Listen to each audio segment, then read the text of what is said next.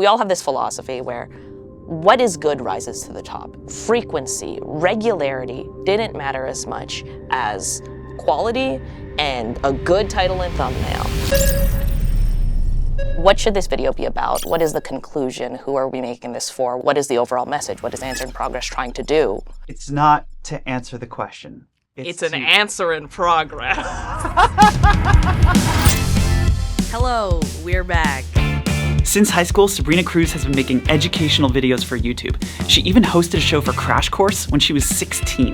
Welcome to Crash Course Kids. I'll be your host as we explore the incredible world of science. Sabrina is an absolute master of storytelling and animation and editing to combine them all and make a video that is incredible to watch. I am really bad at dressing for the weather. And I blame Celsius. Her new YouTube channel, Answer in Progress, which she makes with her friends Taha and Melissa, has gotten over 1 million subscribers in just the 2 years since they started. I sat down with Sabrina to talk about how she and her team keep up with regularly posting videos that have such a high bar for research and storytelling. And bonus, she has an awesome take on titles and thumbnails. Yo. Hello. Welcome. Don't know why I'm doing this, but we're going for it. Welcome to the fight today. Let's go. We're gonna punch each other. Ooh, creator clash. Just metaphorically. Okay, so where I want to start is, first of all, like, congrats. You're freaking crushing. The channel is so good. It's terrifying. Is it? Is that what it feels like right now? Yeah, I think so, because like just recently, our video hit the trending pages for the first time, and our team's reaction was just like, oh, like I feel like we celebrate milestones incorrectly at Answer in Progress. We hit 1 million subscribers and we just like tried to FaceTime each other, couldn't get the audio working, just hit each other with a thumbs up. We're like, we did it. Now what? And then our video hit trending, and it was like, I don't know how to describe it. It's terrifying. It's like... What's terrifying about it? Is it the scale? Is it like, oh my God, there's so many people now looking at this thing that we made. I wonder if the thing is worthy of that or correct, or is it I think that's people? it. I think it's the pressure of just like... Because when you're a smaller creator, you almost get like more opportunities to stumble a bit. You have a small community who can like help shape where you're going. They could say like, hey, I think you got this wrong, or you could have made this clearer. But suddenly you land on trending. It's exponential. You don't really have that much room to like stumble around and play in it. And that is a lot of pressure. I hope that we're like living up to that pressure and like reacting correctly, but it's scary. Do you feel your creative process changing at all? Now that you have so much reach and that you've got 1 million subscribers, do you feel a sense of weight or responsibility? We always thought we felt that weight. We've always cared quite a bit about like being accurate, doing our research, citing our sources from the beginning. But until now, it's kind of felt like, yeah, we're doing this just because like we care about this. And now it's like, you need to do this. So I guess the question for you is, by the way, musicians have this too, right? It's like, oh my God, I put out or at least I have this. I know other musicians who have it too. It's like, I made a thing, people like it. Then there's like, it's sophomore album syndrome, right? It's like, oh my God, I got to make another thing that's as good as my last thing. The trouble that I've experienced with that, and I know a lot of people who have too, is that weight and pressure changes the creative process. And then I find myself self-editing more, being a little less flippant or silly or fun, which is what attracted people to the thing in the first place. Are you seeing your creative process change to the point where you're worried that it's going to affect the quality of the work? Oh, that's a tough one. I want to say no, because we're currently at this stage where like this growth has been propelled by this intentional decision for these two intentional decisions. One, let's make everything at least 1% better than anything we've ever made before. The original plan was, is this the best thing you ever made? That was like the tagline. And then we were like, that is so much pressure. So we just shifted it to like 1% better in any way. So why 1%? Tell me, where's that philosophy come from? It seems achievable, right? But yeah, I think it's just 1% felt like an achievable goal, but it also felt like really tangible. Like our goal is to get 1% better at anything on any given day. So I love that, and I talk about that all the time. I think the thing for me the thing that makes 1% so special is, on the one hand, yes, it's super achievable, but also if you make a lot of things and they keep getting 1% better, a year later you look up and it's 50% better than it was 12 months ago. It's amazing. It's so good. Yeah. And so if you just focus on that 1%, like even in any given day, if you're looking around or, you know, you're bored or you don't know what to do, or like I'm feeling like I'm not being super creative, I'm like, how can I make things 1% better right now? And it doesn't have to be like, I just want to make it 1% better. And if I do that every day, I'm going to make a bunch of cool shit. Exactly. And the other thing is that it like really helps you focus on what you should be training. Because like if your only goal is I want to be better at what? It almost feels overwhelming and you don't even know where to start. But if it's 1% better, you could just say like, I want to get 1% better at production. I want to care more about my lighting. I want to care more about my editing. And then it's like these tangible goals that you can actually effectively work on. So take us back to before Answer in Progress started working. You were in college. Yep. I'm curious to hear how it started and what that transition was like from doing something else full-time to being a creator full-time, because that's the transition that I think is probably the hardest bit for most creators. Yeah. So I was making a lot of nerd culture videos. I'd been vlogging on the internet for like 10 years, 8 years prior. I started basically the moment I could legally hit, yeah, I'm of the right age to use YouTube.com. So like when you were 13 is when you started using YouTube? Yep. I started uploading then. How old are you now? Good question. 24? Okay. Question mark? Also needs a fact check. So you started YouTube 11 years ago. Well, now when you say that, that's upsetting. Why? Because that sounds like a long time? Yes. But you're crushing. It takes 10 years to crush. Yes, that is the other thing. Like, it feels like we've put in our time. So I was making a lot of nerd culture videos. Taha was across the ocean. He was making like a lot more comedy videos. But the two of us like had these aspirations to make like educational content for people like us, people who were like burnt out in college, real tired of everything.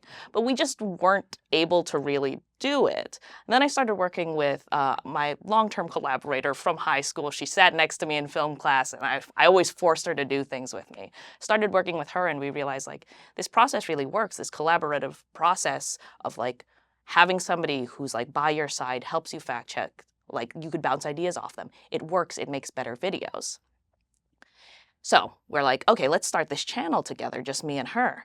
And then we were like, wait, Taha's trying to do the exact same thing across the ocean. Why don't we just all do it together? Because collaboration is so important. It's like the fun of a group project brought to our 20s. So we made the channel with the same goals that we had from the beginning. And yeah, did that answer your question at all? I guess so making a channel, right? Millions of people have made channels, and they don't get on trending and get 1 million subscribers. Right. So, what did you do differently? How did you get it to start working, and how did you know when it was starting to work? Yeah.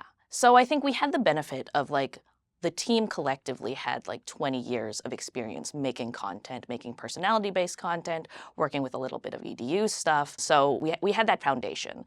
And then Answer in Progress really helped us out because it had a very clear mission. We knew what we wanted to make. We knew who we wanted to make it for. It was just a matter of making it. And I think knowing what you want to say is really important online when if you have an unclear message, one, algorithms have no idea where to place you because you could be making vlogs one day, then you're doing like a really intense tutorial the other day. It's unclear, and that's unfortunately not super successful online. So having that kind of clear, directed purpose not only helped us produce things and give us focus for all this energy we had, but it also helped us like shape our strategy and how to post online. Did you start with that purpose before making individual videos, or did you start making videos and then learn kind of what the strategy was? It's a little bit of both. I think that we had that intent. I think it's like the lag between I want to do this thing and then actually doing that thing. And it's been like 3 years and we're still working on like, are we actually achieving our message? Is our message still aligned with what we want to do? So yeah, I think that at the start we knew what we wanted to say, and it was kind of like this voice in our head when we ever reached a crossroad of like, what should this video be about? What is the conclusion? Who are we making this for? What's the tone?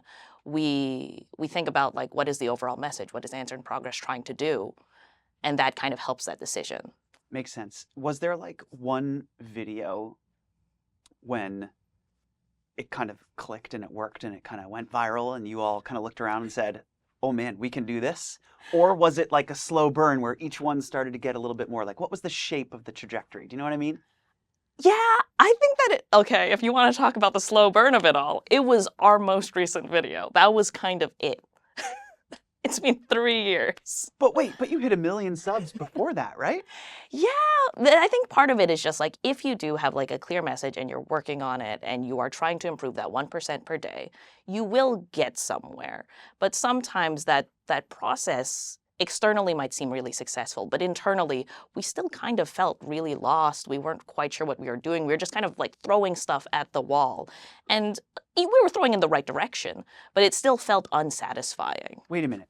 2021, 500,000 subscribers. I'm not sure if that's when you had 500,000. I'm not sure either. Okay, but suppose it's like, you know, you had to get there at some point. Mm-hmm. You still feel like, well, we're just throwing stuff at the wall. When we release a video, it gets, you know, 500,000 views, 1 million views, but like we feel lost and we're just throwing stuff against the wall. Like it didn't feel like something was working? The other two might be mad at me for saying this, but I think we were all in agreement. Yeah, like literally up until 2 weeks ago, we felt that way. Like how it works at Answer in Progress is that at the end of the year, we kind of look back on the year, see what went wrong, see what our issues were, and then decide to take those learnings into the next year. Then we follow through on those learnings throughout the whole year, but we never have enough time to like reevaluate throughout the months. So then by the end of that year, we're like, oh my God, there were so many more problems that built up. And I think this year was kind of the year where we were like, what are we doing? What are we making? Who are we making this for? It really came back down to that original, what's the message? Because it all, you know, when you're like, I know what I'm doing. I know what I'm going to write. You're sitting down. You have this essay that you need to write. It's due in like 5 hours. And you're like, you procrastinated that long because you're like, I know exactly what I'm going to write. And then it's time to write. And you're like, how do I make the things in my brain become words? That's kind of been our situation for the past 3 years. And it might still be our situation going forward. I think it's a learning process. So, I mean, which is perfect for the channel. But so does that ever get tiring? Because like the way you're describing, like and by the way, I'm not saying that it's unusual, right? I mean, have you ever experienced this? Do you know what you're doing? Are you kidding me? Like, the truth is I feel that all the time, right? And I don't think people look at Patreon or me from the outside and ever think that someone in my position would feel lost or insecure or anything like that. But the truth is everybody's a human being, right? And everybody has those sorts of feelings. I guess the question for you is like feeling lost, not knowing what you're doing, feeling like you're just, a paramecium turning 15 degrees each time, bumping into a wall, slowly finding your way blind through the maze. Has it ever felt like that is making you unhappy? And does it ever feel like maybe it's not what you want to do? I don't think so. I think that like there's a way to phrase it, like feeling lost, throwing stuff at the wall. It sounds very frustrating, but the actual act of throwing stuff at the wall is very fun. Like if this thing doesn't work, you've thrown it at the wall, throw another thing at the wall, throw it in a different place. Like you get to experiment. And that's something that we really wanted to build into the company, that we have this room to follow what we want to do. Because I think we all have this philosophy where what is good rises to the top. It might take a really long time to get there, but it rises. So our focus is making what is good. And in order to make something good, we have to love it first. Yeah. About 8 months ago, you made a video for the Google channel about quitting your job.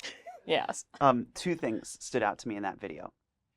3 things. One was, despite the fact that you are your own boss, you didn't feel like you had a lot of autonomy because like there's always a million problems and you got to tackle them. And at the end of the day, the accountability rests on you. And so that was at least that's how it landed on me in terms of your explanation for not feeling like you had autonomy. The second thing that was interesting about that video was the question, do you look forward to your work? You ranked a 2 out of 5. What did I rank the most important? I have no idea. Community. loving your coworkers. Yes. But then do you like doing the work? Do you look forward to your work? You said, if I'm being honest, I'm gonna give that a 2 out of 5. Mm-hmm. Do you still feel that way? Is the actual work itself a 2 out of 5 for you? Or where do you think your head was 8 months ago when you answered 2 out of 5 for your work?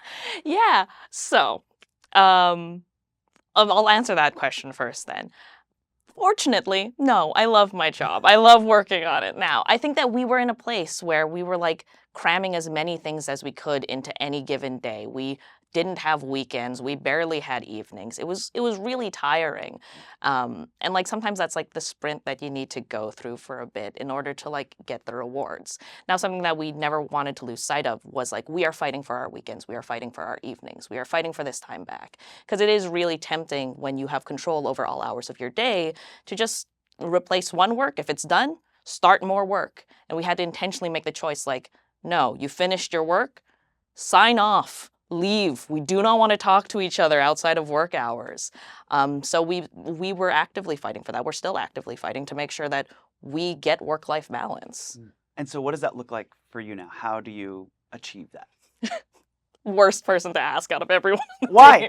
I love working because I get the joy of like being able to focus on creating stuff, right? So then my brain's always shooting back and forth like, I want to make this thing, I want to make this thing. And it's so tempting to like ignore your friends or your family or like not be present in any given moment. But I think that the way that I'm starting to see it is like I'm starting to just see this is the most psychotic I've ever sounded. No, this is the real goods. This is what I'm talking about because honestly, I'm very similar. And I think there's a very popular conversation around work-life balance right now that is aspirational and exciting to think about and something we all strive for and also totally fucking unrealistic. Right. Like if you ask me, like I've not been able to achieve what everybody's talking about is the right thing to do.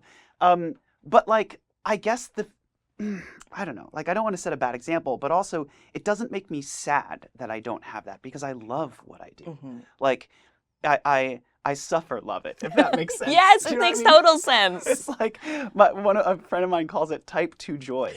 It's the joy you feel from being 6 feet under trying to solve a problem. And it's so hard and you don't know if you can make it, but it's so engaging and you're so focused. And like, I get that from all of the work that I do. And so for me, like, I kind of don't, it's not that I can't switch off, it's that I don't really want to entirely switch off. And I realize not everybody is like that, right? Everybody's brain works differently. Everybody's work habits are different.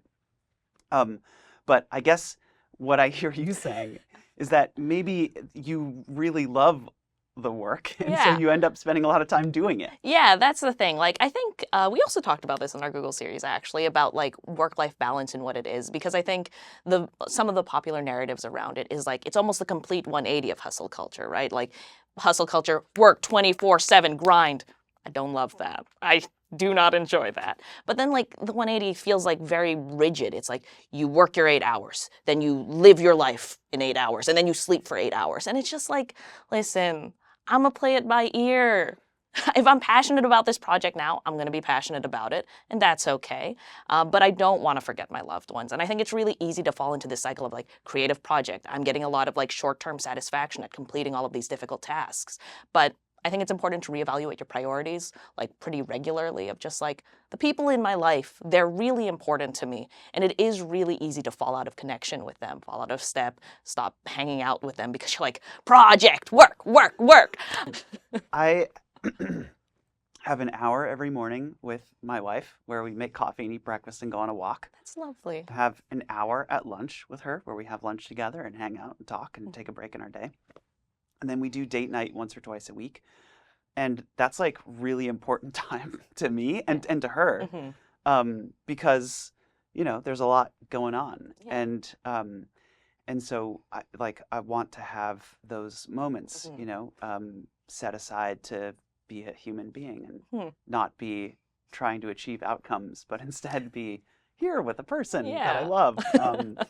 So, okay, you mentioned the team. I want to dig in a little bit to the collaboration and what that's like. So and also some of the like technicalities of it, because Okay. it looks like it's 3 kind of full-time people and then several contractors. Is that right? Not quite. Okay. So it's shifted a lot over the years as we've tried to figure out like what rhythm works best for us. So when we're working on a really big project, yes, it's like primarily the 3 of us, Taha, Melissa, and I, and then like whatever contractors we've brought on for the gig. But for the most part, for the YouTube channel, it's the 3 of us and then our incredible editor, Joe. Joe brings so much life to the team. He's so great because he like adds like he adds like almost a different voice because the 3 of us, we're always like so heads down in the project, running the business, but he gets to just like see the project as a whole. He sees it, he builds it out on the timeline. He's able to point out, this doesn't make any sense to somebody who hasn't been deep inside this project for 2 weeks. Please add something else. And that's really important. Where did you find Joe? Twitter. You're kidding. I hope Twitter doesn't die. Wait, what did you, seriously, how did you just tweeted, hey, we need an editor? Yeah. And Joe responded to you? Yeah. And how did you know Joe was good? So the way that we do it is that we'll run like a couple of like trial edits, like short-term contracts, paid work, but we're like, can you edit this video? So it's a pretty low stress process, right? And then we quite quickly figure out like, do we enjoy working with this person? Do we think that they get the vibe of what we're trying to make? Do they make our work better just by being a part of it? And for Joe, resounding yes. Well, incredible yes. So was there like an interview process, or was it just like, okay, Joe, here's a video, like edit it, let's see what you It do. took an astounding amount of time for us to get on a call with Joe, although Taha did. So Taha's primarily the one who like speaks to third parties because I am just the least social person that you could ever meet. But Which is true for a lot of YouTubers, by the way. that's why we decided to talk to a camera Right. instead of people. But it's primarily we as a team primarily communicate through like Slack messages, emails, just to catch each other up, because like there's a lot of times we're strong believers in this could have been an email. We don't want to spend an hour on a call when it could have been 10 minutes. But then we're also very quick to be like, this is going to be cleared up faster in a 10-minute call rather than me writing you an essay. So we're very intentional about how we communicate with each other because we are a fully remote team. We're working with people in the UK. Melissa and I were in Toronto Eastern time. There's a 5-hour difference. So we want to be very careful to like try and protect people's time in their respective time zones. Makes sense. So how do you divide up responsibilities between you and Taha and Melissa? Like, who does what? Good question. So I get the joy of being a primarily creative person. I kind of was like, don't ask me to answer emails. I'm going to miss them. They're not going to get answered because I'm just that type of person. Melissa primarily handles like the logistics. She makes sure that internally everybody knows what they need. Everybody has the contracts that they're doing. And she also handles like a lot of the accounting and lawyers, like those very essential communications that keep a business running and make sure we're not getting sued, etc. And then Taha, on the other hand, he does a lot of like the business development stuff. He's like reaching out to people who could like sponsor videos. He's making like connections with other YouTubers, all of that stuff. So it kind of like plays to all of our individual strengths. Taha's the kind of guy who just will randomly start chatting to a stranger in an elevator, which is how we met. Absolutely wild. So yeah, and Melissa's just incredibly reliable, incredible communicator. She just stays on top of things. And I think that the 3 of us, we really own, we're really like solutions oriented. We own what we do right, what we do wrong. We're just aware of like, let's make sure that this business keeps running. Let's not care about like ego or anything. I love that. What are your other superpowers, do you think? I have my own opinions about this, but like, what are you really good at? What a question. Come on. What are your superpowers? Well, I'm going to ask the other question too. So you get a chance to be humble in Okay, a second. okay. But right now, I want you to be an egomaniac. Like, what are you, no, I don't want you to be, you know what I mean? Like, what are you good at? I think I'm really good at obsessing. Like I don't know if That's what Hank Green says. Oh, and it's what really? I think I do well too. Go ahead, keep going. Yeah, but it's just like, give me any problem, give me anything, and I will manage to like dive in, think about it deeply, and I will care to the point that like, even if it's late, even if it upsets people, I'm like, this needs to be in a way that I am happy with it.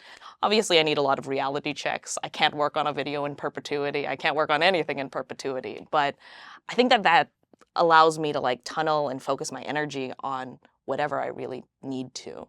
it's that sort of obsessive, detail-oriented, can't let this go until I get to the bottom of it kind of quality that I think you have and Hank has, which it's just so fun to watch because you get to have that without doing all the work, right? It's like what's so appealing about your channel is getting to the root cause of something and the absolute bottom of something without having to work for 16 hours a day.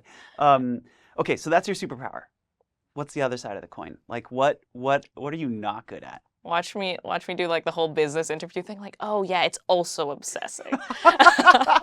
I think that I'm really, honestly, it is kind of obsessing. And specifically, like, I'm really bad at moderation. And that leads to like maybe really great videos, but I am exhausted. I'm burnt out at the end of it. I can't think of making anything else. And luckily, like I seem to always bounce back quickly right now. Like I think like give me a week or two. I'm like, let's go, let's do it again. But maybe I won't bounce back one day. And that terrifies me. It also makes me a terrible team player. Wow. Do you take like a week off between videos? Do I? Well, I'm here, and I just uploaded a video, so that's one case. I think, I don't know is the answer. I don't know. It's not a formalized process. Sometimes the video goes live, and you get to just do like busy work after an upload. You're not expected to just go straight into your next video. But we never formally stay it anywhere. Right. I heard, maybe this is wrong, but I heard that the original Radiolab team would literally stay up till like 3 or 4 a.m. the night before a delivery. Don't know how long that was true for or when that was true, but the idea of like cramming to get something published over the line, I think is often more true than not for a lot of creative people that I know. We're trying to get to the position where we don't have to rush towards a deadline. We want to get to the point where it's just like, I want to release the best video. I don't care if we miss the deadline. It might make a sponsor upset, but like, we want to make sure that we are making the best thing possible. But how does that kind of obsessiveness around making the best thing possible make me a bad team player? I think it's just, one, you stop communicating a lot when you're really deep in it. And sometimes it's just like, it makes problems harder to solve because like you've been tunneling and focusing on it for ages. Third party walks in, second set of eyes, outsider, just like, this is what you're doing wrong. This is the problem with it. Solves it in 2 seconds. Like that's happened once or twice in our videos. And so like, it's an inefficient thing to do, to tunnel in to the point where you're not communicating with others. And also, when you're just so emotionally tired, exhausted mentally from like making this big old sprint to a massive video that you put everything into, it's just you're less pleasant to be around. You're just like, we get it. You're tired. You just worked on this thing. We don't want to hear about the Japanese internet anymore, Sabrina. Taha, Melissa, Joe, and you. Yes. Are you all full-time on Answer in Progress? Yeah. Congrats! Thank you. That is so sick. Yeah, we're very excited about it. That's amazing. So, gear. So, you used to film on My first camera or like just my recent upgrade? your old camera. What was that? Okay, so I used to film using a Blackmagic Pocket Cinema Camera 4K. It's a beautiful camera. I love using it. I love being behind it. Unfortunately, my job requires me being in front of it. Why did you choose a Pocket Cinema if you were selfieing? Because I'm stupid. How long were you using that camera? Years. Really? Yeah. Pulling focus manually? Yep. Oh my gosh. It like both Taha and Melissa are just like, you really should have consulted us more before you decided to go buy this camera. But I am because like I just care so much about creating the thing. I don't care too much about like what is necessary to create that thing. That's probably another one of my big weaknesses. Luckily, both Taha and Melissa, gearheads, they do all the research for me, and then I just text them now. So you're not like a gearhead. You don't like obsess over gear and like that microphone thing that you have with the thing on top. Is that like a little Rode microphone? Or something? Yeah. Okay. Yeah, all of my gear at this point has just been things that I find people who are really good at stuff, and I'm just like, what should I buy? And then they tell me, and then I do it. Is it Premiere? Do you yes. use Adobe Premiere? So like our workflow is basically we have our whole pre-production process. We've like greenlit the video, we start working, we do our research, we're vlogging throughout it, etc. Then now once we have our footage, it's usually in 4K, we generate the proxies on whoever made the videos. And so like, let's say it's my video, I have these 4K files, I put them into Media Encoder, turn them into proxies. Sometimes you'll put them in the project and sort it out already and get the proxies linked up. But now our production process is just so lengthy that we kind of just like hand the proxies over to Joe through Google Drive. Syncs on his end, he edits it down, all well and good. He exports like drafts and then uploads it to Frame.io. We put in our little comments. We're like, oh, can you do this? I always give I'm so terrible because I'm like very specific because I'm like, I think I'm an editor at heart. So I'm like, this is 1 frame too long. Please move this over very slightly. Do you give that detailed feedback? Yeah. So how many comments do you leave in Frame.io? Too many. How many? I think it's like, it could be 50. I'll leave comments on my own comments. I'll reply to them, tracking my thought process. Because one thing, when I do give notes, I want to like explain why this note is there. Because I think that's how you also develop as an editor, you develop as a team. Yeah. So you ask for something specific and then you explain why you want that. Yeah, because also if you explain your reasoning, then like Joe will be able to be like, I don't think that is doing what you think it's doing. And then I could be like, you're right. I galaxy brained this. So yeah, so then we go through that process. It's like, it could be as many as like 10 back and forths, depending on how it goes, because the nature of our videos is almost like you get Act 1 shot, you get Act 2 shot. Like it's over time. You don't just get to block shoot things out. So we get through that editing process, and then eventually he sends over a draft where I'm like, all of my remaining comments are too niche and too silly to write down. So I'll just be like, project handover, send it my way, bud. And then I take it back. I'll relink all the footage to their full res files. And then I'll just do any final little edits that I wanted to do. Okay, be honest. How much little final edits do you actually end up doing? How much polishing and chiseling is there after you get the edit back? It used to be a lot, but as like Joe has gotten a sense of our vibes as individuals, barely any. Like the recent video, the one I made about Japanese internet, I basically only added one little animation. That was it. Because he's learned over time what it is that you like and how and want. And Correct. okay. Yeah. Cool. So he's maybe a way to frame it is like he's A genius. A genius. And has learned your taste. Mm-hmm. Has learned like Yeah. what you like. Okay. I've not heard many creators kind of have that collaborative of a relationship with an editor. Huh. And I think it's super healthy and awesome. And I want more creators to hear about this because it's really a great idea where like somebody does a lot of the editing work, passes it to you, you kind of take it over the line with your taste and style and passion and things that you care about and do. And then you kind of hone that relationship over the time to like, you know, to the point where they deeply understand it. Did you plan that out? Is that just how it happened? Is that... I'm not gonna lie to you, I didn't know there was any other way.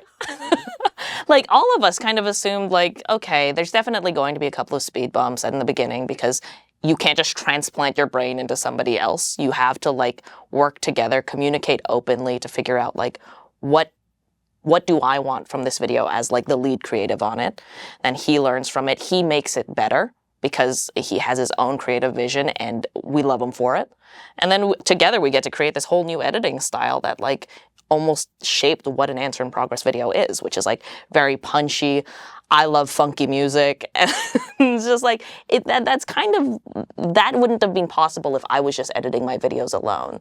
And when we went into getting an editor, we knew like, we don't want just an editor who will follow whatever we say and just do the most basic edit. We want to work with people who make our work better just by being there. Love that. Yeah. I've talked to a lot of creators where the struggle is giving creative feedback. Sometimes creators feel guilty about giving feedback to somebody else, or they're kind of conflict avoidant and don't want to like ask for something or feel bad saying, that's not how I want it. Did you ever struggle with that at all? Was it hard for you to give creative feedback at the beginning? Was that a skill you had to learn, or were you just good at it from the beginning? I think our intuition, like the three of us, we have strong opinions about things. And fortunately, we also have like the ability to know what we do want. And I think that might be a struggle for a lot of people where they're like, I don't like this, but they can't offer an alternative. And that's really terrible as an editor to receive this feedback of change it. And you're like, change it into what? So I think that we knew from our own experiences working as like contractors, as editors, as like various creative roles, that like the quality of your feedback is really important. So that's one thing we prioritized, and we were willing to protect our creative vision while also like telling people like, hey, you did this good, you did this bad, etc. We never said you did this bad. We don't say that, but we're like, could you change it, please? So productive feedback was really important for us. I think that the one thing is sometimes if somebody is struggling to really turn around on that feedback, to like implement it, that can get quite difficult because it seems like the language needs to get stronger. Because initially you could just like throw in a little suggestion, maybe do this. But if you're not seeing those follow through, then you're just like, I need you to change this. But I think the one bright side is like, our core team, we all have like a very unified creative vision. We are all in agreement, so we never really run into the issue of like, this needs to change dramatically. And I think that's just like the benefit of choosing who you work with. Like any hiring process, you want to make sure that people are like down for what you're making.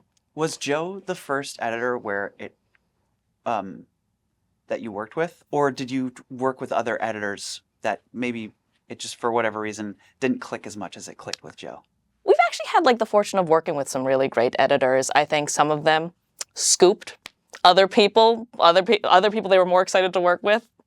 They got the job there and we were like, no, come back, but good for you actually. Other times it's just like, people just aren't as free, people aren't too interested in it. So Joe was the one who had like this perfect culmination of everything, like availability, interest, and just like fit. Now you're at the point where you're producing what, almost 2 videos a month? Sure. 1.5 videos a month?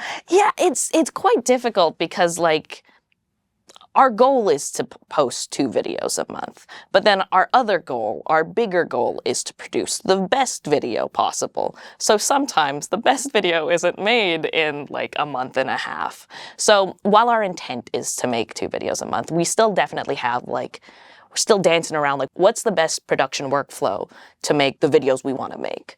Any input? How do you do it? How do you do good things? I don't know that I'm qualified to give advice on that. It's probably the struggle for me as an artist is, I mean, I remember learning that like frequency of upload in this day and age of democratized media tools is like a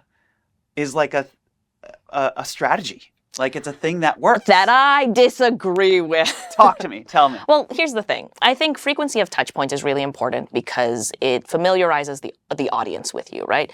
But ultimately the goal isn't I need to upload a lot. It's like I need to have meaningful like relationships with my audience. I want every time they see my face for them to think, awesome, great. And sometimes creators can do that every single day. Other times, probably more often than not, you can't do that every single day. You can't do that on a schedule. So even though quantity can definitely help because it's just pure frequency, like you get to watch it in the morning, you're eating your breakfast and you're watching your internet friends, your favorite parasocial relationship happen, that's fine. I have no issues with creators like that. Kudos to them for being able to do that. But for us at Answer in Progress, we were just like, listen, if we're not going to upload super regularly, if we're not going to get it every other week, let's make sure that every time they see our videos, they're like, that is a good video. So okay, couple things about that. You said the goal is not frequency. The goal is quality relationships with your audience. Mm-hmm. Is that how you think about media making? It's relationships with the audience? Or is it, I mean, because build a strong relationship with my audience is slightly different than make great videos. I'm not saying they're like antithetical to each other. It's different ways to think about the problem. And I much prefer thinking of a YouTube channel not as a video making repository, but as a relationship building tool with other humans. Not everybody thinks about it that way. Is that a deliberate like choice that you're making? It's to like think of the goal as relationships with the audience, or are you sort of using that synonymously with making great videos? They're definitely not synonymous. I think that like it's a Venn diagram, right? Like you can either orient yourself to like make all of the content that is like the best possible, where best is defined as like commercially successful or likely to go viral. And then there's the videos that like let you create like a thoughtful, emotional connection with like your audience. You want to make them understand your message. I think what we're trying to do is like hit that sweet spot in the middle. And certainly we might be less successful. It might take longer to grow. Certainly some people will be like, this was clickbait, I did not enjoy this. Like we'll have a lot of people in our comments, because the answer in progress format is like, I'm gonna show you all of the research, all of my wasted time, and then I'll tell you the answer at the end, right? People are just like, the video starts at the end. And I'm like, no, the video starts at the beginning. And that's just like an audience member that we will lose because they don't care for the message we are trying to send, the thing that we really care about. So we're trying to target like, hopefully the intersection of those circles is large enough to support our business. I love that. Okay, so why set 2 videos a month as a goal at all? Money. Sorry, is that depressing? No. But it's just... This is like this is what I mean by frequency is a strategy or a lever. Call it money, call it audience, call it whatever. Anyway, go ahead. So I think the biggest thing was just like, we understand that we need to make frequently. The business reason is that we need a certain amount of sponsorships. We need a certain amount of revenue every month, or like average throughout the year, to make sure that people get paid a living wage. We care deeply about that. But on the flip side of it, we also realized within ourselves that when you're given a lot of time, we're the types of people who will still just kind of... Fill it. Yeah, we'll fill that time. Yeah. So we found that like 2 videos a month, like across the 3 of us, was the perfect amount of time where it's just like, you can't just waste it. You will need to make something. And I think that also feeds back into like our 1% per day, where it's just like, you always need to be working on something, because if you don't, you're going to miss your deadline. That insight, I think, is so valuable, that like projects stretch to fill the time in which they're allotted. Yeah. I certainly have that for myself. And I think where I struggle as a creative person is figuring out just the right amount of time. It is difficult, because also like, just given the nature of our videos, sometimes it's like, okay, I get that this deadline exists, but I was working every day, but I need to sit in it longer because I really want to explore this place. Like Taha made a video about mechanical keyboards, and he really dove into that community. He really understood it. He now is constantly like, look at my keycap, look at it, isn't it so nice? So this is the Cherry MX Browns. I think the thing that I'm most impressed by is just the space bars. And these are switches that don't exist anymore. Oh, these are really nice. I feel like the secretary in Monsters Inc.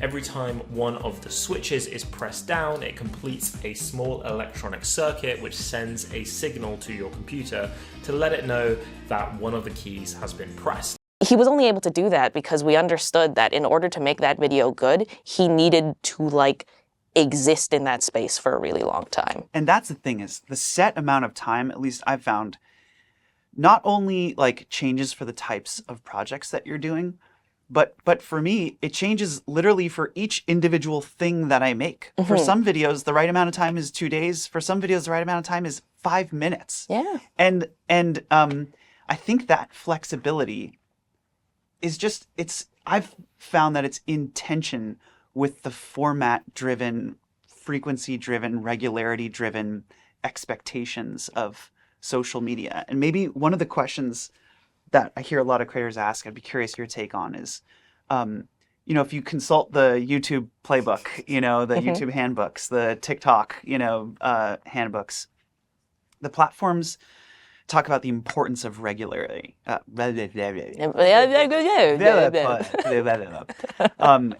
importance of regularity, which to me feels mechanical. Actually, I don't know if most people know this. Patreon, when we launched, we did not have a monthly option. I know this. I deeply believe that like creativity can't be put on a schedule. Mm-hmm. And you should make your thing when you're damn well ready to publish your thing. Yeah. Not when the first of the month is and time to cha-ching. I just felt out of touch with how humans work. And so it wasn't until like, people kind of hacked the system and started saying, I want to be paid per month, that we created this monthly feature. And then like, now 9 years later, Patreon is 93% monthly. But I guess, do you feel tension between what the platforms expect of you as a creator versus what feels good to you as a human to create? Does that create tension for you in your life, or are you just over that? Yes, but not in terms of frequency, because we've kind of realized, and we've tested this out with our audience, maybe it's different for other audiences, but frequency, regularity didn't matter as much as quality and a good title and thumbnail. Although we do put a lot of time into what the platform expects of us, we don't focus on like the quantity game. We focus on what is going to get clicks. And let's talk about that. Title and thumb. What have you learned? What have I learned? Well, it's like, it should always come first. I think that this is becoming a growing ethos. Everyone's kind of saying it. Not a lot of people are doing it. Do you start with title and thumb? As of the last video, the Japanese internet video, and 2023 onwards, we are truly starting with title and thumbnail first. Why did you decide to focus on thumb and title first? It's because we were gonna have to quit otherwise. So basically, like at the start of 2020, we had this grant that let us focus on making something really good, like making really good videos. So that was our focus. We got to experiment a lot. We figured out like what formats, what things that we enjoyed doing. The problem was, come the end of the year, we had these videos that we loved. Nobody was watching it. And we needed to start making money. So we needed views. That's just kind of how it works on the platform. And so we were like, how do you get views? And then Taha was just like, well, I've known the answer for a while, but I understood what we were doing, which was making good videos. And I think that we were really smart to prioritize that. We were really lucky to be able to prioritize that. But at the end of the day, you need people to watch the cool thing that you make. But yeah, title and thumbnail first. Some examples of those instances. I trained an AI to solve the trolley problem was a video that we were like, will anyone care about this? It's so niche. Turned out to be one of our most successful videos to date. And it's kind of kicked off like this go-to safe concept on the channel where we're like, let's just get an AI to do something. So I'm currently trying to work on a video about ice skating. And I was like, ice skating has been done to death. So I'm gonna just try and race an AI to learn how to ice skate. So like, we can get a title and thumbnail that works, but also it's only to enable us to make the video we wanna make. When you say you start with title and thumbnail, do you know what the title is going to be before you actually shoot anything? And then second question, do you sketch out the thumbnails? Do you shoot the thumbnails with a photograph? Do you make the thumbnails in Photoshop first before you make the video? Like how far do you go title and thumbnail first? Okay, I'm going to answer this with like our recent process, but just know this answer would not have applied like 3 months ago. Okay, great. Title and thumbnail, so we enter a call. We're like, this is the video I want to make. As a group, we decide title and thumbnail, and we ask ourselves, is this going to get 1 million views? Could this get 1 million views? Because if you shoot for 1 million views, you might end up in like the 500,000s, and that's a good place to be still. We ask ourselves that. If the answer is no, maybe work a little bit longer on your video concept. If the answer is yes, let's go for it. What's step 2? Actually starting the video. And as you work on that video, we have regular check-ins where it's just like, does this title and thumbnail still fit? Because you still need a really good content fit, or else people call clickbait, and that ruins your relationship with your audience, right? So we just keep going back and forth. And then eventually, if that process works, if we actually commit to these regular check-ins, we get a title and thumbnail that we are very happy with and a video that is good. One of the frustrating things for me is I start with title and thumbnail, and then I make a different video. And then I'm like, fuck. Yeah, that's happened to us. Does it? Okay. Yeah. So how often is that happening versus like, this initial concept for title and thumb is what stuck? It can easily happen without those regular check-ins. We still have videos on the channel that have those situations. I'm not going to call them out though, but that's why when those videos came out and we got called out on it and we watched the videos and considered the title thumbnail and we were like, darn it, they're right. We realized we needed to update our process to account for like regular check-ins where it's just like, okay, you're a week into your video. Is the video you want to make still fit this title and thumbnail? And we will take the approach of, okay, so this new video that you're trying to make, this updated video, let's get a title and thumbnail for that, rather than forcing somebody to fit into the title and thumbnail. Because again, we are just hedonistic creators. We want to make the thing we want to make. And how has your titling and thumbnailing changed as you've explored this process and gotten better at it and learned about it? Mm-hmm. What's actually changed? Can you point to a few specific examples or choices that you've made that you wouldn't have made 6 months ago or 2 years ago as you're designing titles and thumbs? Yeah, so the bright side is that this is one instance of you throw stuff at a wall and see what sticks. You actually have like a tangible like measurement of what sticks. You get to see click-through rate. You get to see which videos like do really well. And so as we've uploaded more videos, we have a larger bed of information to then base future video titles off of. So we have a couple of like title formats that we know will work. Like we know if we get an AI to do something, people are usually around for that. If we make a video title that's like going in depth on a subject that we know our audience cares about, we know that that'll do well. What subjects do your audience care about? There's a lot of, I don't know why I acted so exhausted, but it's kind of like this, I don't know how to quite describe it, but it's like tech lifestyle, but not that kind of tech lifestyle. You know what I mean? Not the day in the life of an engineer in San Francisco type video. Yeah, it's more just like, I listen to a Dungeons and Dragons podcast.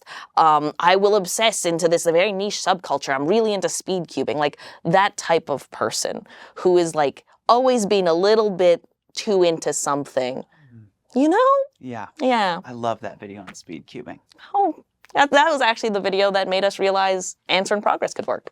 Really? Yeah. It was one video. It was one video. The Red Bull Rubik's Cube World Championship Finals were happening in Boston, and I was competing. I was never supposed to be in the competition. I was making a video about speed cubing, and then I was going to go to a competition and interview people in the speed cubing world, speak to Erno Rubik, the guy who invented the Rubik's Cube. Then the day of, they were like, there are extra slots in the competition. Do you want to just be in it? So like I had been like fiddling around trying to like speed cube a little bit. I got it down to like a humble time of like 40 seconds. I need you to know that that is nothing to speed cubers. It's better than my never. So yeah, you know. fair enough. But they were like, hey, you've been practicing. Why not just try out the competition? So I entered the competition, and even though I truly had the worst time in the competition, like I asked somebody playfully, and they were like, oh yeah, what did you think?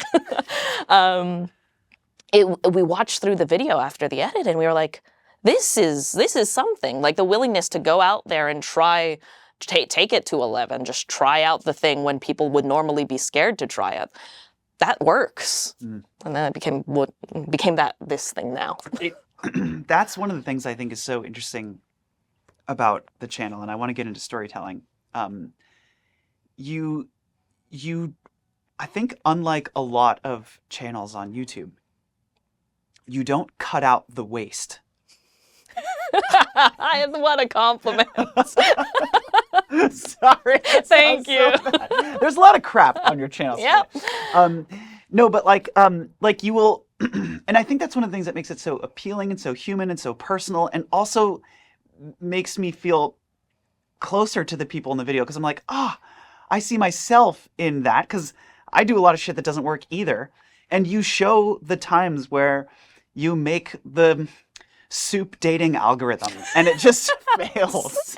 Dating apps are broken, and to prove it, I made a dating simulation for soup. It's just a bad idea, but you set it up like for 6 minutes and you let us get so excited and you look like a genius and then it just fucking doesn't work. Yeah, people played that game and they were like, there's a broken part of this. I say I want vegetable soup and you give me chicken noodle soup. I mean, but that's what's so incredible about the channel is that you leave in the belly flops.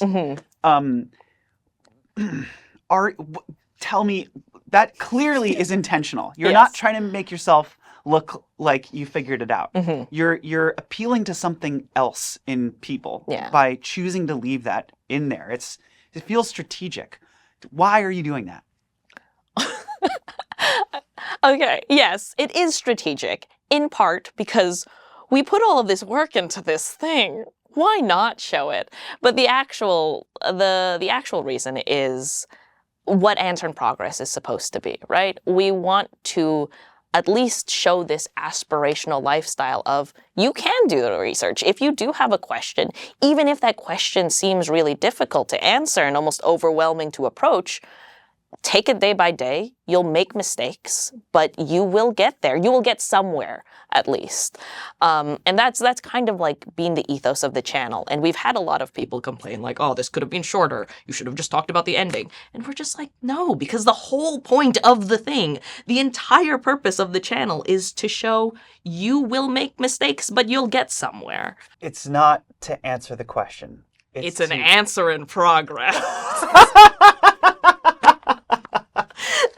The other reason that we do it too, because we very much never want to position ourselves as experts on something, is because we are not experts. Right. You will get so many creators who, even with the best intentions, will accidentally make themselves seem like they know everything. And naturally, as a viewer on the internet who doesn't have the time to like fact check who you are, might take it as if you are correct, that you have there's no information in the video. Sometimes there is misinformation. So we want our audience to be like, this was wrong, and I want them to call us out on it. How do you respond to that in those moments? What have you done? What's an example where that's happened and you've actually had to, because you don't want to take down the video, right? Do you leave a comment? What do you actually do about that? Yeah, so we had like this, fortunately, we did make mistakes in the past, but they were in the past when we didn't have a really large audience. So like I was making a lot of these nerd culture videos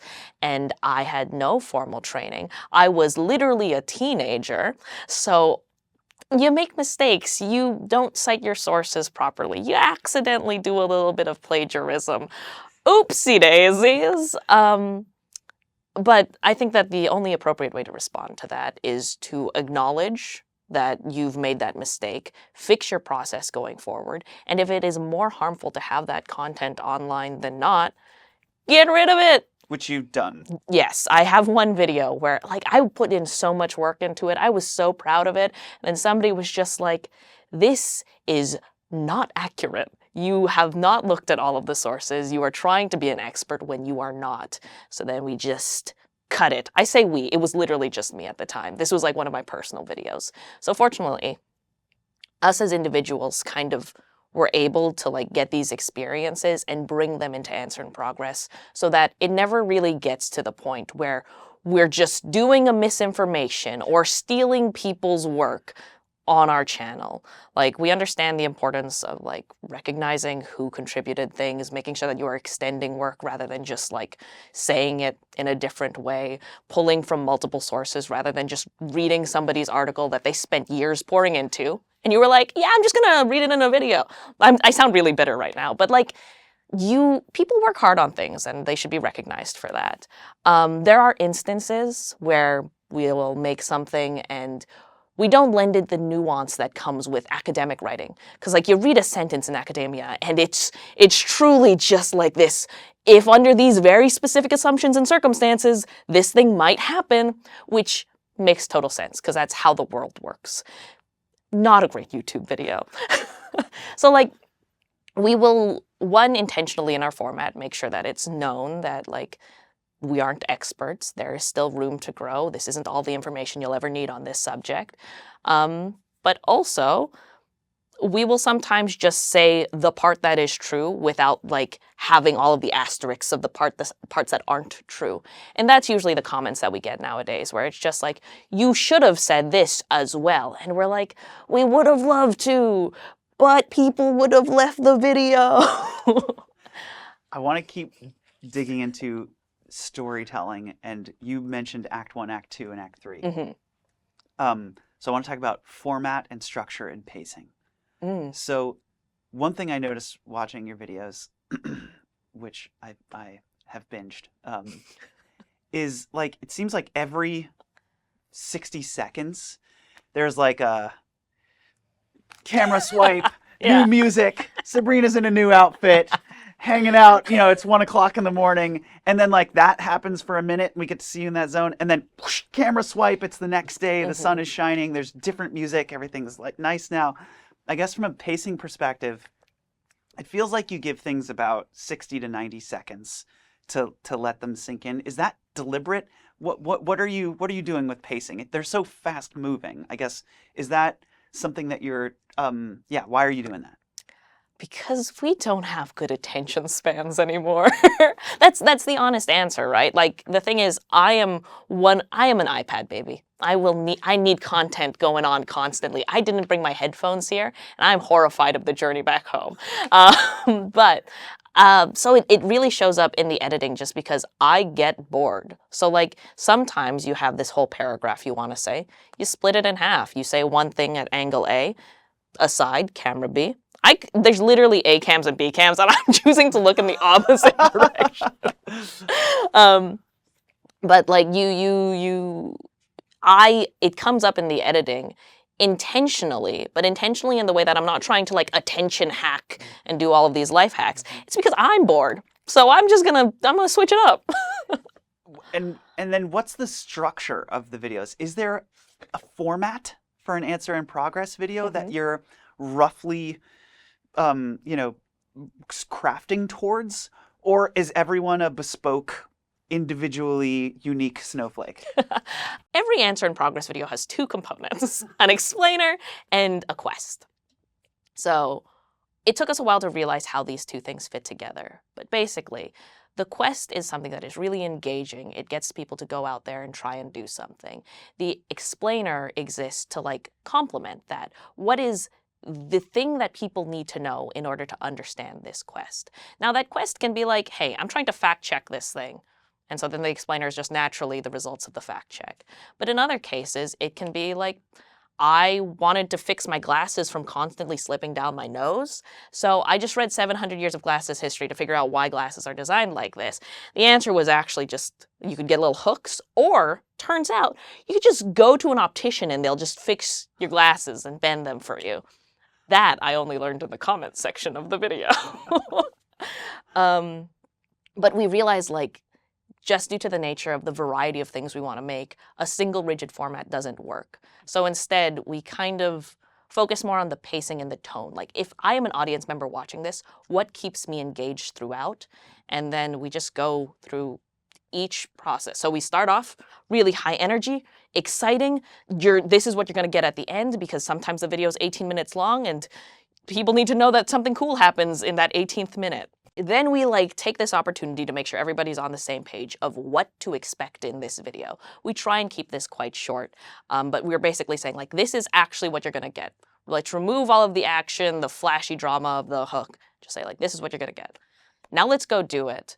And so then we actually just show the process of going to do. And is that the thing. quest? That's kind of the quest. That's kind of the research explainer. We just realized like those components kind of like fit together in different ways. Maybe you have to do it more than once in a video. And then that's the part where it's like, we have to make sure that it stays exciting, but it usually only comes together in the edit. So really how we edit it is just like, what are the stakes? What is happening right now? Does this need to be here? Is every sentence serving a purpose, either in helping people understand or keeping them engaged? Then we reach the end of the video. People have understood the point.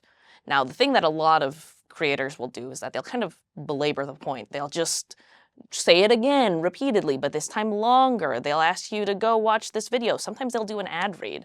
And it's just like, no, end the video. People get it. If they want to re-understand it, they'll rewind. That's it. So then that's what we're trying to do. We're trying to get to this point where like the ending is as short as possible so people can go watch the next video instead of like losing their interest near the end. That's such a great point. It's also what I've heard Mr. Beast talk about that. He tries to end the video as quickly as possible. Yeah, people get the point. So that once you get the thing, you just go on to the next thing. Otherwise, people stop watching. And yeah, it's also because like that is the cut that we're willing to make because it's not at the sacrifice of a good story. Because the story has ended. We don't need to give you a whole pitch. People are signed off, like at least for the audience that we are like cultivating, especially like younger generations. You swipe away, you leave. So why expect them to stay? What is the ending to the video just the answer to the question? Is that how the video always ends? Is that how you know when it's over? It's not quite the answer to the question. The last sentence isn't. I think that what we try and do at the end of our videos is also try and like explain how this impacts you personally if you did not care about anything prior. So for example, with this Japanese internet video, we have all of this information now. We know that web design is just like different in different places. Most people don't care about that. So then like I was like, here's how it impacts you. Now I want you to think about today's web technologies. Infinite scrolling, algorithmically selected content, cuts every 2 seconds. I'm not saying it's good or bad, but it sure as heck seems like it can impact us. And with the internet constantly in our pockets or our hands, it can shape the way we see the world. This is the fundamental point of this video. And so we try and wrap it up in a way so that there's a takeaway outside of just the neat information you learned. Where is Answer in Progress going? And how much do you think about that? Are you like building a 5-year plan in Google Docs? Or are you taking it 1 year at a time and asking yourself, should we still do this? Like, how do you think about the future with the channel? I think that we have stopped asking the question of should we do this, fortunately, because it seems like the finances are going, well, the videos are doing good, what we're doing seems to be working. Now, in terms of like what the far out future looks like, I think it's kind of still up in the air. We have a bunch of different ideas that we have going on, but we also know that like things can change. Like as you reach like a certain level of regular viewers, things can grow exponentially fast and it unlocks a bunch of doors very quickly and like your job is to hold on to the reins. But other times like you need to like steer the horse, you need to figure out where you're going. So we don't know quite sure where we're going to be in 5 years. We kind of have an idea, but I'm not sure I'm going to tell you. Whoa. Okay, what about 2023? Is there a goal for 2023? Are there several goals for 2023? What's the plan? Yeah, so the goals for 2023 is to apply all of the learnings, all of the things we messed up in 2022, do it better in 2023. We were still developing our creative process. We are still trying to figure out what is a good title thumbnail? How do we make that title and thumbnail fit to the video? How do we make this video something that we love?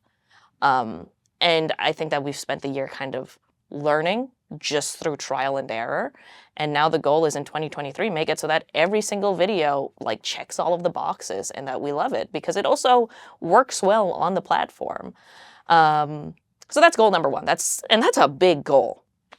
Smaller goals are just like maybe working a little bit on merchandise, figure out how we can make cool things, like make a physical thing that like is up to the standard of our YouTube video. We have already released merch, the Curiosity Journal version 0, but we released it in a way that we were just like, this, like everything else, is a process. So this is the first batch. It's a limited run. we want to know what you think of this before we do it again. So hopefully next year we can actually make it better, like we want to do with everything else, 1% better. Okay, last question for you. Who's crushing it right now? Who's a creator that you think is doing something really special that you wish more people knew about, or not enough people know about? Somebody who's like making stuff.